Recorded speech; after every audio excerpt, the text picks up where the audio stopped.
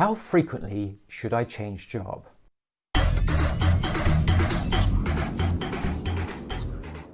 Welcome to the Career Disruption channel.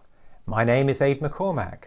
My focus is on helping organisations and societies adapt to disruption. I have created this channel to help you thrive professionally in these uncertain times. As we drift further and further into the gig economy, which I covered in episode 3, this will become less of a relevant question.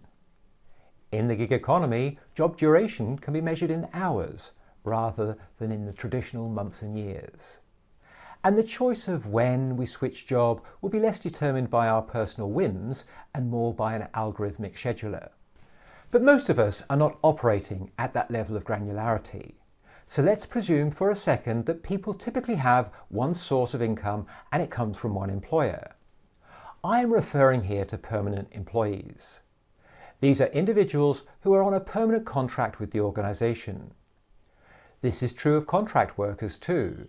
Often such temporary workers can stay at one company for years, even though they were contracted for just a few months initially. So the issue of how long to stick around also applies to contractors.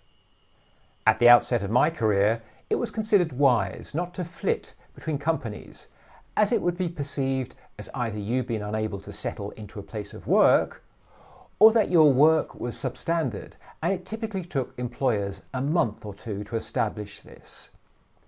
In today's terminology, the ability to stay with one employer for a significant length of time, a year plus, might even be considered as grit or resilience.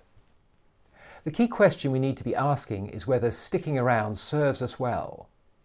If you have a deep desire to be a people manager and your employer is in growth mode, it might be wise to stick around. Another reason is skills acquisition. I worked for a large IT systems developer and for a while worked abroad at the European Space Agency. Quality of life was good, and in essence I could bank my so-so salary and live off expenses. However, there was an issue with the space shuttle, and it meant a 6-month delay to the launch of our space telescope. I could have hung around and slipped into neutral from a work perspective. However, I was concerned about going soft and so put in a request to leave the project. My manager didn't like that, as it was easy cash for the business. From my perspective, I was returning to a much depleted remuneration package. However, I stayed with the company for another 3 years because the work was so interesting. It was early days in my career, and I knew I could cash in my chips at a later date, and now was the time to focus on experience rather than remuneration. As an aside, 30 years later, here I am producing YouTube videos for the edification of a very, very select group of viewers. There is something to be said for job hopping. You can really ramp up your remuneration package by moving from company to company within a given sector. You may end up back at your first company on a remuneration package twice that of your colleagues you left behind all those years ago. However, they may have moved on experience-wise, and you are simply a super polished version of what you were doing back then. Your subsequent employers essentially employed you for what you were good at as opposed to your potential. Hence you are now very well paid, but are a one-trick pony.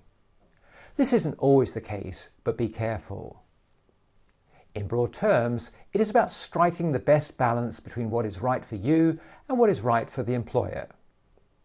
They typically spend a lot of money to acquire good people, so they need you to stick around long enough for them to get a return on that investment. If you develop a reputation for being self-centered, then that might restrict your opportunities, particularly if you operate in a sector where everyone knows everyone. As the world becomes increasingly uncertain, it may be the market that determines how long you stay with your employer. But where you have a choice, it is worth keeping what I have said in mind. Be ready and stay safe. If you want the inside track on staying professionally relevant, then please click on the subscribe button. Use the comments section to let me know what you would like covered in future episodes. Check out my Career Playbook online education program in the link below. And finally, if you like this video, then you know what needs to be done.